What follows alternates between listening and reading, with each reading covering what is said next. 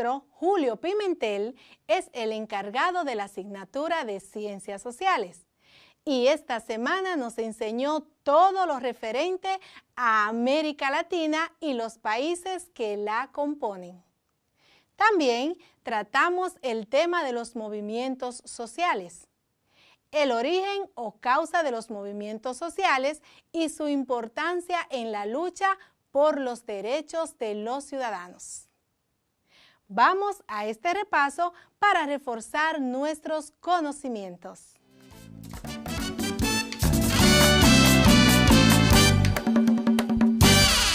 Hola estudiantes, qué bueno que nos acompañan aprendiendo desde casa. Con ustedes, su profesor de Ciencias Sociales, Julio Pimentel. En el día de hoy aprenderemos acerca de América Latina. Por otro lado, los conceptos y definiciones más importantes que abordaremos acerca de este tema son: ¿qué es América Latina? Principales características de América Latina. Cultura latinoamericana. Países que componen América Latina. La pobreza en Latinoamérica. Y unidad latinoamericana. Como ya sabemos lo que aprenderemos hoy, comencemos.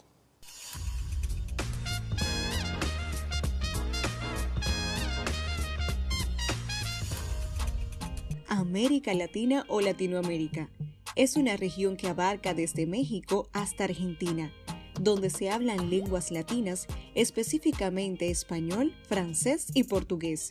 La región comprende más de 20 millones de kilómetros cuadrados de superficie, que corresponden aproximadamente al 13,5% de la superficie emergida del planeta, y con una población estimada en los 650 millones de personas.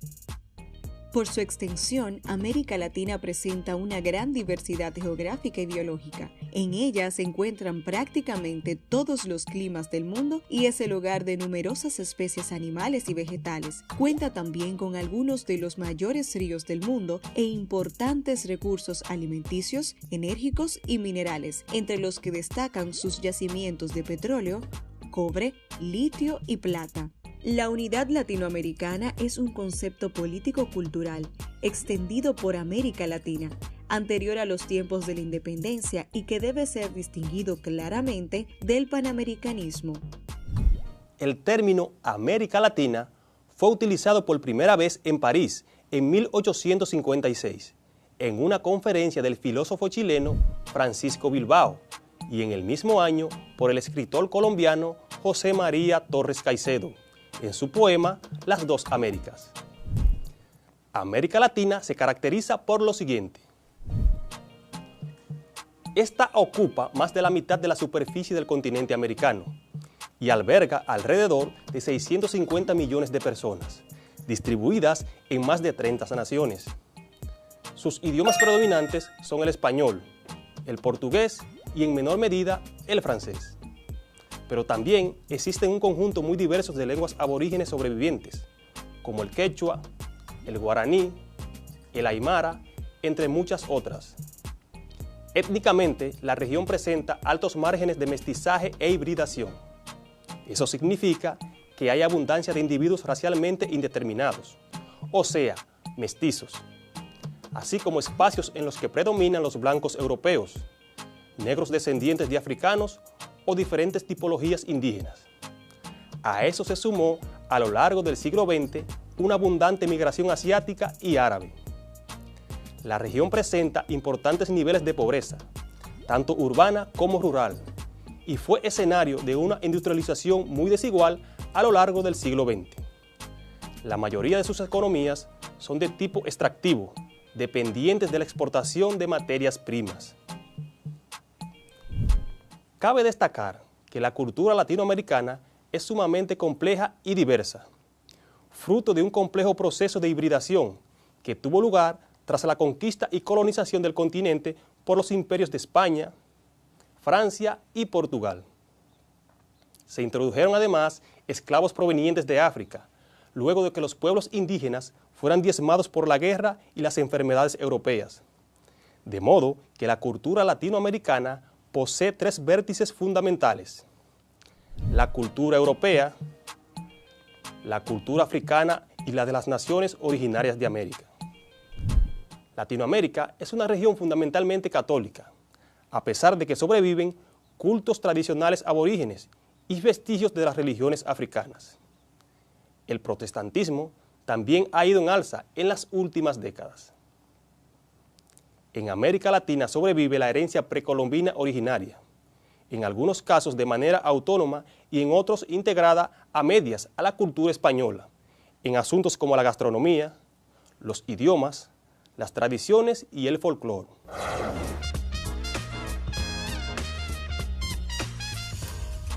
¿Qué son los movimientos sociales? Los movimientos sociales son grupos no formales de personas las cuales se organizan en busca de la promoción o defensa de una causa que de manera coordinada, planificada y sostenida en el tiempo pretende lograr un cambio social. Un movimiento social es aquella corriente que persigue un objetivo concreto y lucha por conseguirlo a través de un plan de acción determinado.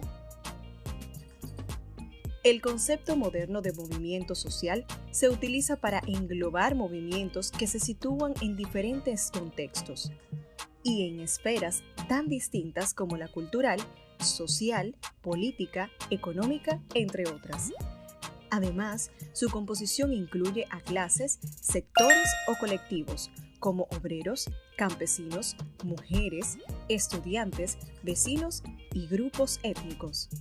Durante el siglo XIX, el concepto de movimiento social estaba ligado a un tipo de cambio social muy particular, el revolucionario, y a un fin específico, así como a una identidad en concreto, o sea, identidad de clase, y a un grupo social en particular, la clase obrera.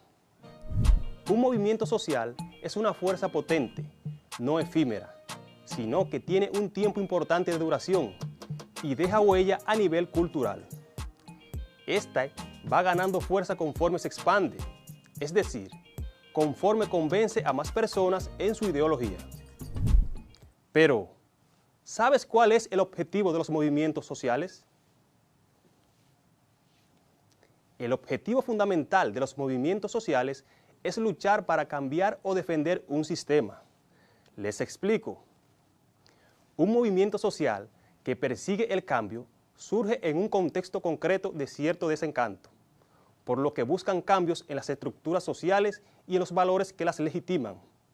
Pero les aclaro que los movimientos sociales no siempre luchan y se movilizan para favorecer ciertos cambios. Existen casos en los que un movimiento social puede perseguir precisamente que no se produzcan cambios en el sistema presente. Es que puede ocurrir que un movimiento social se articule en contra del cambio y no a favor. Esto pasa cuando las medidas implementadas por otros actores sociales, casi siempre el gobierno, introducen cambios que amenazan al estilo de vida de una comunidad. En este caso, se habla de movimientos de resistencia. Los movimientos sociales, en primer lugar, buscan ser escuchados, para así plantear cambios o para defender algunos derechos sociales. O sea, que un movimiento social puede estar encabezado por un líder en concreto o por un grupo cultural. Existen movimientos sociales de carácter muy diferente. Por ejemplo, el movimiento feminista, orientado a defender el valor del talento femenino. El movimiento ecologista, que lucha por los derechos del medio ambiente. Y, desde el punto de vista laboral, destaca la importancia del movimiento obrero.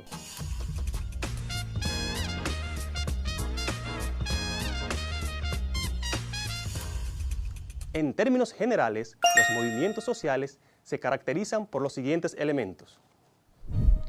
Surgen a partir de tensiones o conflictos estructurales en la sociedad. Sus integrantes comparten una identidad expresada en objetivos, ideas, creencias e intereses compartidos.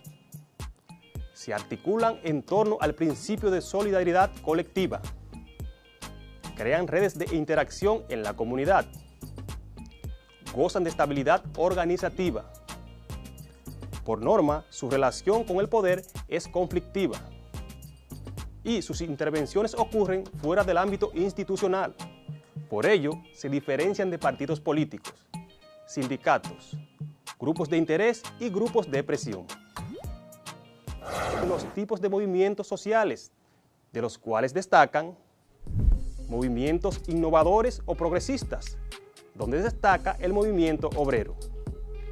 Movimientos conservadores, en este destacan los movimientos monárquicos. Movimientos socioculturales, aquí destaca el movimiento feminista, entre otros. Conocimos además que el origen o causas de los movimientos sociales se les atribuye a 3 variables, que son las causas estructurales, causas coyunturales y detonantes. Entendimos también que los movimientos sociales son una expresión de la realidad que vive la sociedad y que los medios de comunicación juegan un papel muy importante en estos. Hemos concluido la clase del día de hoy, pero antes te invito a seguir investigando más acerca de los movimientos sociales. Recuerda trabajar en tu cuadernillo de trabajo. Hoy aprendimos Ciencias Sociales con tu profesor Julio Pimentel. Hasta la próxima clase.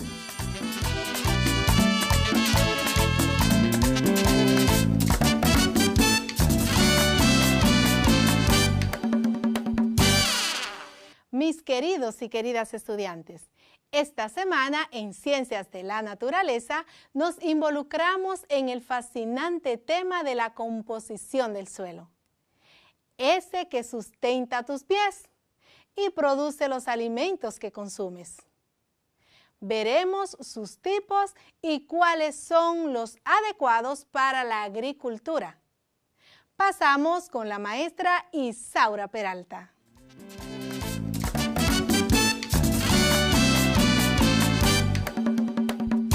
Hola chicos, les saluda con mucho cariño su maestra de Ciencias de la Naturaleza, Isaura Peralta. Estamos listos para desarrollar el tema de hoy, composición del suelo. Al final de la clase comprenderás cómo está compuesto el suelo que sustenta tus pies y produce los alimentos que consumimos. Si te pregunto, ¿qué es el suelo? ¿Cuál sería tu respuesta? Puede que algunas de tus respuestas sean: el suelo es donde yo vivo, donde camino, o donde hay plantas, animales y humanos. Pues estás en lo correcto. La definición de suelo puede ser considerada desde diferentes puntos de vista: agronómico, geológico, ingenieril y edafológico. El concepto agronómico considera al suelo como medio de desarrollo de las plantas. El concepto geológico considera al suelo como un manto superficial de material rocoso triturado, producto de la descomposición de las rocas.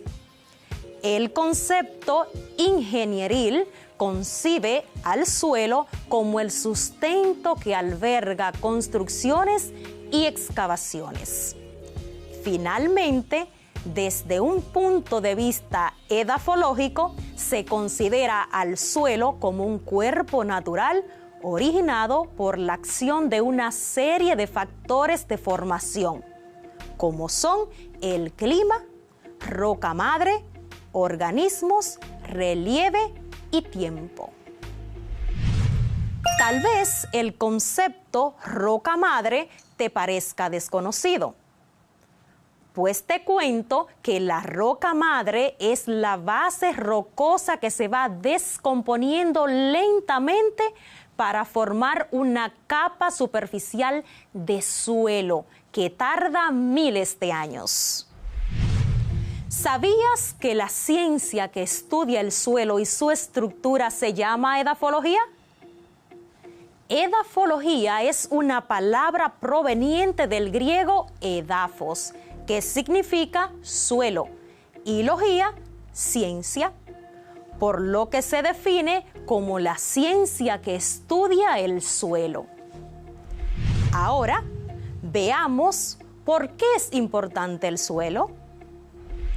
La importancia del suelo radica en que es un elemento natural y dinámico entre la atmósfera, geósfera, la biosfera y la hidrosfera, que son subsistemas con los que se mantiene un continuo intercambio de materia y energía que hacen propicia la subsistencia de los seres vivos. Las características del suelo dependen de varios factores.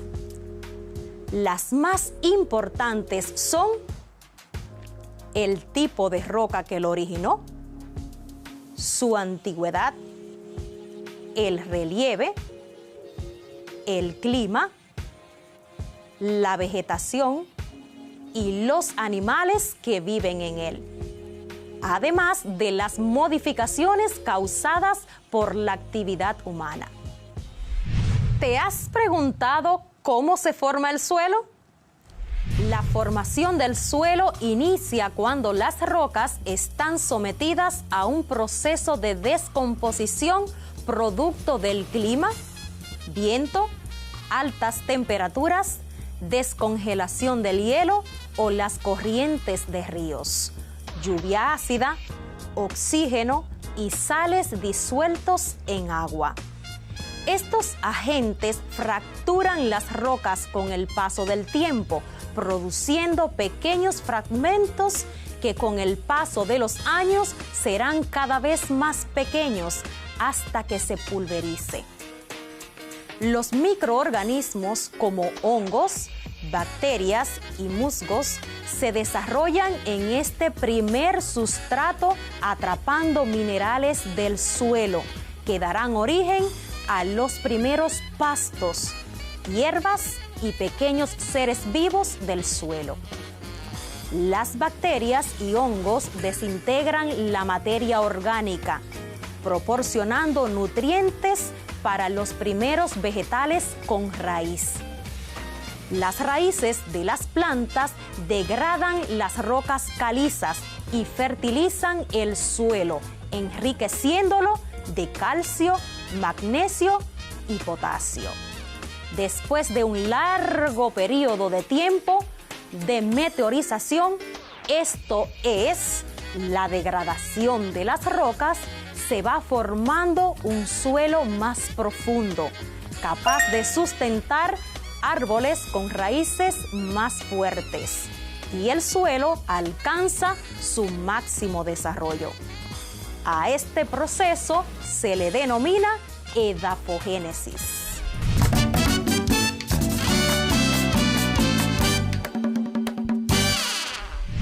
Muy bien, ahora sí estamos listos para desarrollar el tema para hoy. Iniciemos. Conocer los tipos de suelos es importante para la agricultura y la construcción. Los arquitectos e ingenieros deben conocer los tipos de suelos donde construirán sus edificaciones para saber la profundidad de cimentación, o sea, de la zapata que sostendrá la construcción. Y lo más importante, saber si es lo suficientemente firme, capaz de soportar el peso de la construcción, sin que ocurran deslizamientos o hundimientos del terreno. En cuanto al uso del suelo en la agricultura, es importante saber que el agricultor es la persona que se dedica a cultivar la tierra con diferentes fines, como la producción de alimentos o pastos para ganado. Este debe conocer el tipo de suelo y sus propiedades físicas y químicas. Así sabrá cuáles cultivos pueden producirse en el suelo que va a cultivar. Mis queridos estudiantes, hablando de propiedades físicas del suelo, en la clase anterior decíamos que el tamaño de las partículas minerales que forman el suelo determinan sus propiedades físicas, que son textura, estructura, capacidad de drenaje del agua y aireación. Y estas, a su vez, determinan el tipo de suelo. Los tipos de suelos son arenosos, calizos, humíferos, arcillosos, pedregosos y limosos. ¿Puedes identificar el tipo de suelo en tu patio o en tu comunidad? Busca algo de tierra del patio o tus alrededores. Intenta identificar qué tipo de suelo es. Espero que hayas comprendido que conocer los tipos de suelo nos sirve para saber cuáles son aptos para la agricultura y la construcción. Hemos llegado al final de la clase del día de hoy, donde vimos que existen tipos de suelos excelentes para la agricultura, como por ejemplo los humíferos, que retienen la humedad y son ricos en humus, que funciona como abono a las plantas. Es el momento para decirte que es muy importante que trabajes tu cuadernillo, que te cuides y cuide de los demás. Fue un placer que me acompañes en una clase más de Ciencias de la Naturaleza. Mis chicos, les deseo un feliz resto del día. Hasta pronto.